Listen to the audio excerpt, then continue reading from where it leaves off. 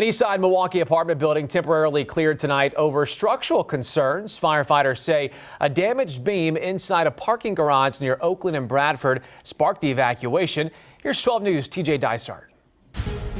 On one of the coldest days of the season, residents at the Resco Apartments on Milwaukee's East Side were told to do the last thing you'd expect: get out. Got home around 3:30, got comfortable, fed my cats, and then the next thing I know, firemen were knocking on my door probably an hour later. Firefighters rushing to this apartment complex off Oakland and Bradford just before 4 Thursday evening, after they say a structural issue to beams inside the building's parking garage started worsening in the bitter cold. And when we arrived and saw the damages to the columns, we just thought that it was the right thing to get all of the occupants outside of the structure. And a resident gave us access to the building's parking garage, where you can see the corroded beams here that fire officials referred to and the temporary scaffolding that now supports the building. There was shouting, lots of talking, lots of people on scene.